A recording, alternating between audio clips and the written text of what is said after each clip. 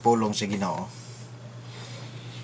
Dalay ko na sa bang Ginoo sa kahigayunan nga gihatag kanato. Salamat sa iya ang paglugway niya sa atong kinabuhi. Miabot na sa tag sa kasimana, no? Kay ang atong kinabuhi mga igsoon, naragid sa kamot sa Ginoo. No? Tinon na siya. Ata kabalo nga pila ka mga oras, pila ka mga adlaw, kuwaon na ta niya, no? So, dalay ko ng Ginoo, pasalamat nga buhi petahang tud karon, no? Nagpadayon sa pag-alagad kaniya. Ang akong pagpangumusta sa tanan nako nga mga kaparyentehan, no? Kadugo, no? Sa Taclob Relative Association. Mayong buntag kaninyong tanan. Ubay-ubay man gini sila nga kaliwat kod.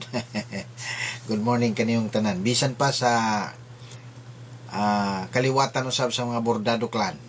Good morning kaninyo. Kung asa kamo karon, gibutan sa Ginoo.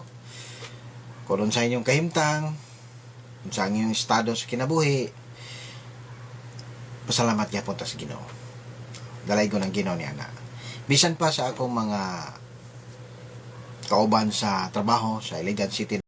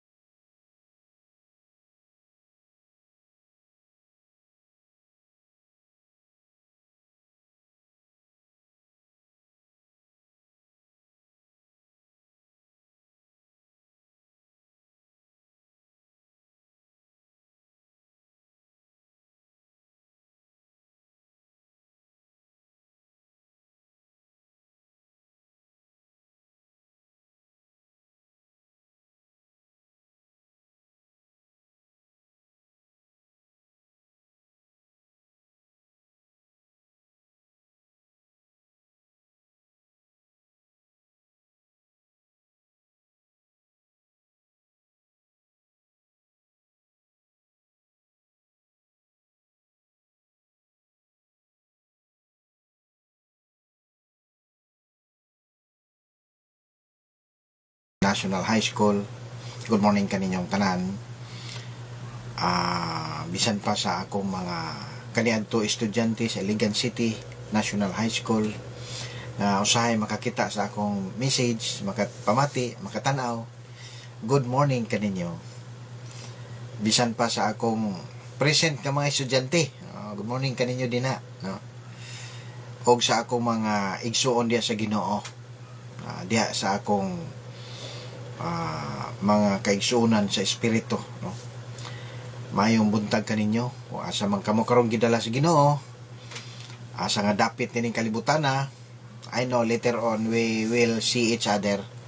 There will be a great reunion in heaven. Dito magkita ay kita sa sagusa, no? Okay, dalay ko ng Ginoo nga niya na punta sa 2023. This is my second message of the year. Diri na ta sa Romans chapter 12, no? Romans chapter 12 na ta, no? Nahuman na ta sa chapter 11, no? Ang chapter 8, 11, 9, 10, 11, 9, 10, 11 nagisgot kini sa kabahin sa Israel, no? Kabahin sa plano sa Ginoo sa Israel, no? Nga tungod sa ilang kagahig-ulo, tungod sa ilang pagkamasupilon na nakaambit kita sa plano sa Dios, no? Kita mga Gentiles na hatagan og kagayunan nga makaduol kaniya, no? Tungod sa kagahig-ulo sa mga Israelites, no? Sumala pa sa chapter 11, makita nato dito nga tungod sa pagkamasupilon sa iyang mga anak sa Israel, kita nga mga Gentiles nga wala untay mga Diyos nakaambit, no, sa maong panalangin, espirituhanong panalangin, nakaambit sa kaluwasan, no? So diri sa chapter 12 atong basahon ang tulo ka bersikulo mga igsoon. Bugat kini nga bersikulo mga igsoon. Bugat kini nga bersikulo. Oo. Ako basahon. Romans chapter 12 verse 1 to 3. Busa hangyoon ko kamo mga igsoon, tungod sa mga kaluoy sa Dios, sa pagtugyan sa inyong mga lawas. Ingon nga halad nga buhi, balaan og hinangpunon sa Dios. Ang halad nga mao ang inyong espirituhanong pagsimba. Ayaw kamo pagpahiuyon niining panahona sa kalibutan karon. Kundili usbahinoon ninyo ang inyong kaugalingon, pinaagis pagbag-o sa inyong salabutan, aron inyong masuta kung unsa ang maayo, og hinangpunon, og hingpit nga kabubuton sa Dios. Kay pinaagi sa grasya sa Dios, kay pinaagi sa grasya nga gihatag kanako, agdahon ko ang matag usa kaninyo sa dili pagunahuna, ug labaw kaysa angay niyang una-unaon, may tungod siyang kaugalingon, kundili nga maguna-una noon siya uban sa kaligdong, ang matag usa sibo sa gidakon sa pagtuo nga gibahin sa Dios kaniya. Ato ning ablihan sa pagampo, magampo na ka. Ginoo, daghang salamat nga nining oras sa karon sa kabuntagon, ikaw na usab naghatag kanako sa kagayunan sa pagpaambit sa imong pulong. Hinatod ta Ginoo nga ang balangin Espiritu Santo padayag ka na mo sa tinuon nga kahulugan nini, og masabtan na mo Ginoo ang mga butang angay namong angay masabtan nining imong pulong karon. Dalaygon ka nining takna ito ginamong tanan sa ngalan ni Jesus. Amen. So gisugdan ni Paul ang verse 1 sa chapter 12 og busa hangyoon ko kamo mga igsoon. So he is now pleading to the believers in Christ, especially kanato mga Gentile believer, no, ni Christ, tungod sa privilege nga gihatag sa Dios kanato, nga bisan tuod wala tay appeals plano, gitawag tag mga ihalas nga olibo ba, ihalas, no, gitagaan tag kagayunan nga makaduol sa Dios. Muna nga karon nga naanata sa Ginoo, naanata kaniya, gihangyo ta ni Paul, Apostle Paul, ingon siya din busa hangyoon ko kamo mga igsoon. Giisip ta nga mga igsoon mo kita diya sa Ginoo kung naanata kang Christ, no? Kung naanata kang Christ mga igsoon, we become member of one family. That's why we are called brothers and sisters in Christ. No, kung naanata sa pamilya sa Ginoo, ha? Na kung pangutana ron, unsaon nimo pagkahibalo nga naana ka sa pamilya sa Ginoo? Ha, good question. Unsaon na to pagkahibalo nga naana ta sa pamilya sa Ginoo? Usa sa mga determining factor na mga igsoon nga kinsa katong nakadawat na sa kaluwasan nga gihatag gi-offer ni Christ, ingon nga gasa, we become member of His family. We become member of God's family. Katong natao na pag-usab, nakaangkon sa kaluwasan. Ha? Wala pa gid ikaw makasiguro sa imong kaluwasan karon. Kaduduha pa ka, ga-doubts pa ka kung sigurado ba ka sa kaluwasan. Ang Ginoo, ang si Christ nagpadayag, si Apostle Pablo nagpadayag, unsaon na to nga makaangkon ta sa kaluwasan. Tingali mo yung nga, di pa man ta maluwas ron. So, dili, kung tanaw ni mong pulong sa Ginoo mga igsoon, ang kaluwasan maangkon nato karon. Salvation is not future thing. It is present. Maangkon nato karon ang kasiguruan sa kaluwasan. Ang uban ani di ganahan. Ambot nga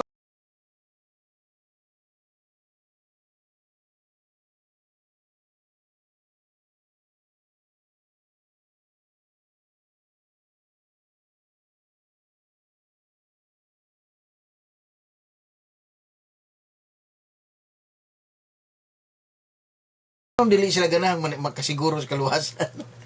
Tingala ko. Inaanap ko yung feeling sa una. Lasan lang ko, siguro sa kaluwasan. To tell you frankly, if you will read the Word of God, ingon pa sa Hebrews, gibatunan ta kini ingon nga siguro, malig-ong sinipit sa tong kalag. Ang kaluwasan mga igsoon, sumala pas pulong sa Ginoo, sigurado. Sigurado, nag-ingon ang pulong niya sa 1 John chapter 5. kinsa katong nakaangkon sa anak si Christ, adunay kinabuhi. Di ka mo tuos pulong sa Ginoo. Mubita na nga, kinahanglan ang kuno na to ni nga kamaturan, dawato na to ni pinagis pagtuog yun. Una na yun ang sa episo nga, kay tungod sa grasya, kamo na luwas pinaagi sa pagtuo. Agion na to sa pagtuo mga igsoon, kay mura man na siya ang ebidensya, ang pulong sa Dios. Ang pulong sa Ginoo. Kinsa ka to nakaangkon ni Christ, nakaangkon sa kinabuhing walay katapusan. Gisulat pa niya sa verse 13, kining tanan gisulat ko kaninyo sa tanang na nagpanuo sa ngalan sa anak ni Dios ni Christ, aron kamo makasiguro, aron kamo makabalo nga kamo nakaangkon na sa kinabuhindayon. Mula sa diyang nakaangkon na ta sa kinabuhindayon mga igsoon, we become part of the family of God, and we are part of Paul's pleading in verse 1. Busahangyon ko kamo mga igsoon tungod sa kaluoy sa Dios.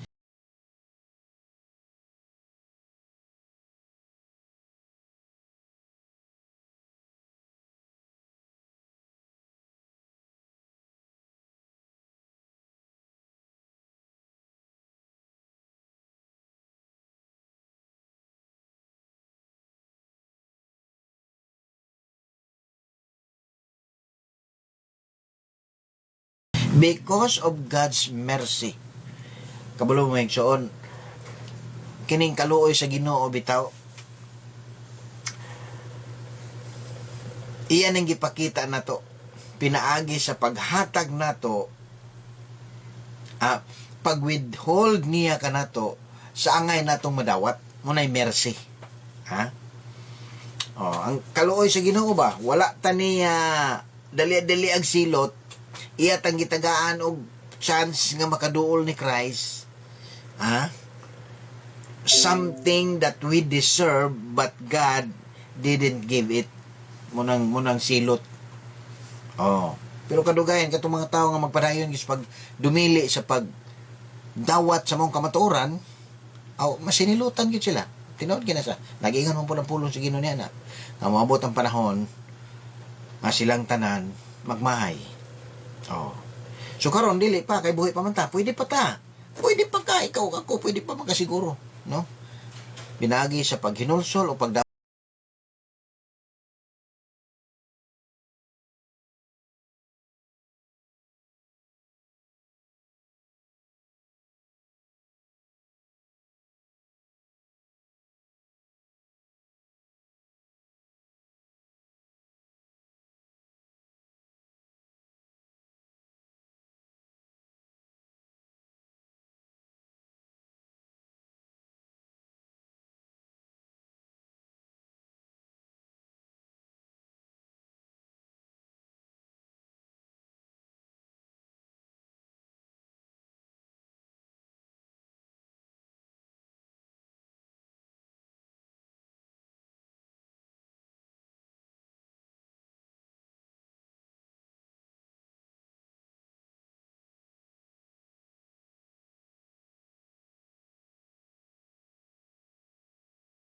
kaniya nga imong personal nga manuluwas. Okay.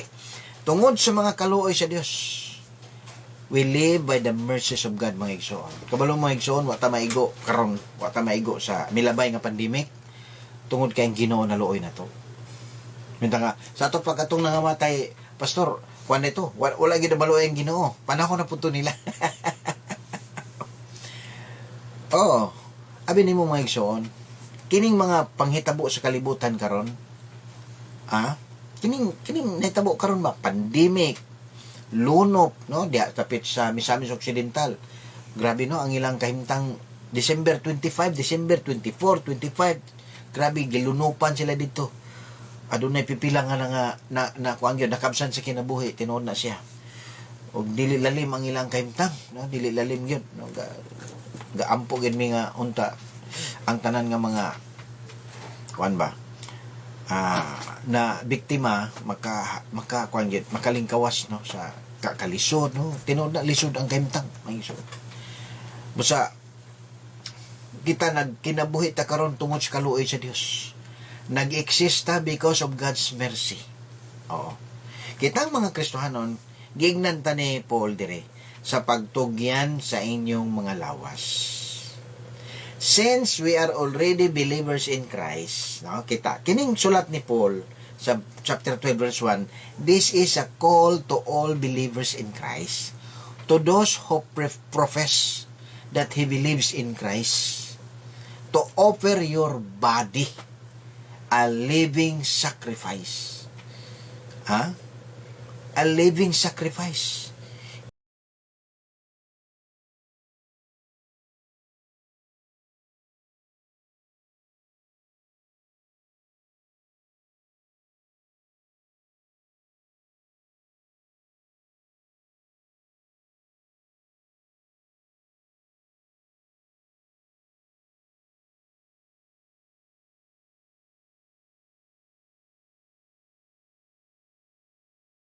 Ingon nga halad nga buhi, dili halad nga patay ha. Halad nga buhi, naghisgot kini sa kausaban sa kinabuhi mga igsoon. Naghisgot kini sa kinabuhi diha sa pagkamatarong. Muni giingon. Balaan. Limang kanang word nga balaan mga igsoon. We are called by God through the writings of Paul, that we who believe in Christ, those who already receive God's mercy, salvation, must live a holy life. Kabalo mo sa meaning anong holy life mga igsoon? Holiness, meaning we are set apart for a special purpose. Muna yung unang meaning sa holiness mga igsoon. Far from sin. We must stay away from any known sin. Ayaw pag-ingon nga, ang Ginoo makasabot man na to. No? Kung anak na ka sa Ginoo mga igsoon, that is not the acceptable reason. I am just a human being, mga nana, no. Alibay na nimo. Kung anak na ka sa Ginoo, ha? Pero kung dili pa ka anak sa Ginoo, na, pwede, ganun dili God. Doon ako na-meet nga tao mga igsoon nga ningon siya nga, Sir Words, kaning kitang tanan anak mata sa Ginoo. There is a truth on that. In creation, we are considered, yes. We are God's creation.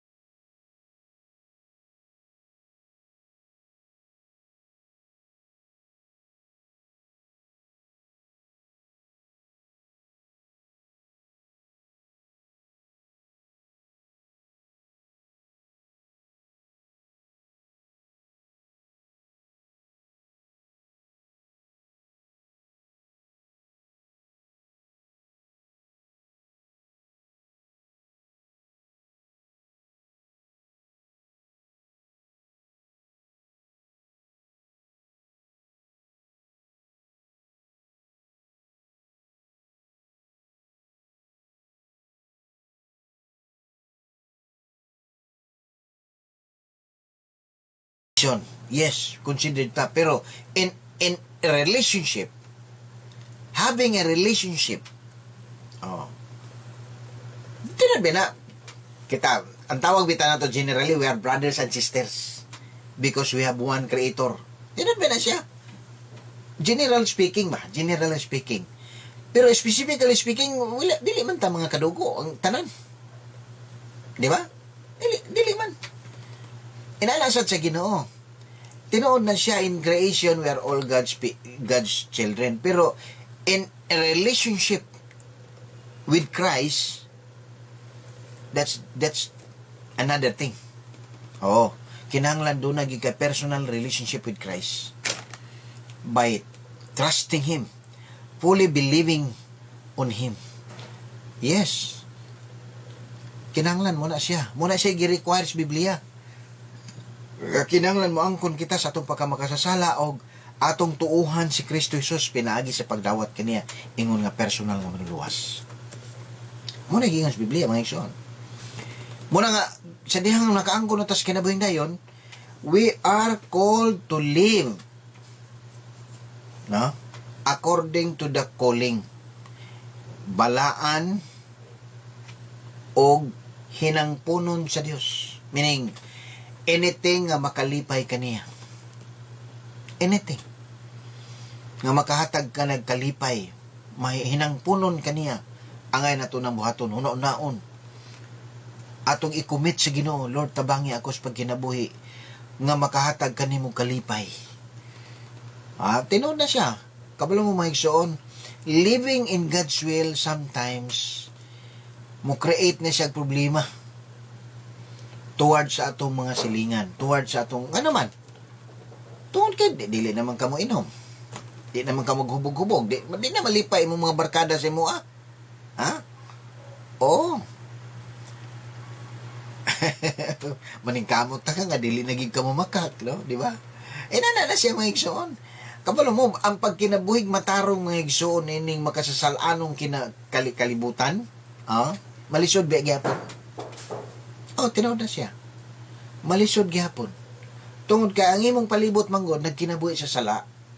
Dili sila gusto Dili sila gusto nga honest na po kaayo. Gusto nila nga mamamakak po panagsa. Tinuod na siya mga igsoon. Muna nga, it takes courage or God's grace, God's mercy to live holy and righteous in His sight. Sometimes, ang imong kontra, imong mga parinti, imong kadugo. Tinuod na siya. Ang imong kontra ba? Tungod sa imong pagkinabuhig balaan, di na sila ganahan sa imo. Tungod sa imong pagkinabuhi nga layo sa sala, galikay ka sa sala, dili na sila ganahan sa imo. That's the price of living for God. And for me, I already passed the test. Mas pilion ako nga ang Ginoo malipay sa akong kinabuhi. Kay siya ang tag-iya sa akong kinabuhi. Padulong ko sa iya. Dili na ko mag-mind sa akong mga parinti nga di na ganahan sa kuha kay di na ko mo inom, wala na ko bisyo. Wala ko mahimo ninyo. Dili. Akong alagaro ng Ginoo ang tag-iya sa akong kinabuhi. Dili man ang akong mga parinti may tag-iya sa akong kinabuhi mga igsoon. No? Pero ako gyapon sila mga kadugo gyapon. Iluwang gyapon ako sila pero dili na gyud ko mohimo sa mga butang nga maka dala og kanang gitawag og kasuko sa Ginoo. Muna yun diri, balaan og hinangpunon sa Dios. Balaan og hinangpunon sa Dios. Unya gi-define ni Paul diri, ang halad nga mao ang inyong espirituhanong pagsimba. Sometimes mga igsoon mislead ta nga kining pagsimba matag Domingo ra. No. Doon ay gitawag og corporate worship. Worship in group. Doon na po gitawag og personal worship in God. Personal nga pagsimba kaniya sa imong pag-inusara sa ning ikaw ra isa. Tinuod na siya. Dili ni ingon nga corporate worship na, no. It can be, pero ang imong private worship o personal worship importante kay mga igsoon. Tinuod na siya, muni ang ito ang espirituhanong pagsimba, pag-ila, pag-glorify sa Ginoo sa imong kinabuhi matag karon ug unya. Dili ra matag Domingo. Nga moadto ta sa simbahan, then muna giingon sa Ginoo, dili na mo. Dili na mo, gamay ra na, tipik ra ka na siya mga igsoon. Ang ipasabot din ang halad nga mao ang imong espirituhanon nga pag daig kaniya, pag ila sa iyang pagkagamhanan, sa iyang pagka-Diyos atong kinabuhi. Muna pagsimba mga igsoon. Worshipping Him. Giving Him the glory, the due glory to Him. Sa imong personal life. Oh! Muna yung ipasabot din mga igsoon. Dili ng Domingo. Sabado, dili. Every now and then sa imong kinabuhi, kinahanglan mag-glorify ang Ginoo nga siya gyud ang hatagan nimo sa tanan nga pagdalayig. Kay siya ra man gyud ang gamhanan. Siya ra man gyud ang angayan pud natong halaran sa atong kinabuhi. Munang we will start our day with worshiping with Him, no? We will recognize His sovereignty sa atong kinabuhi.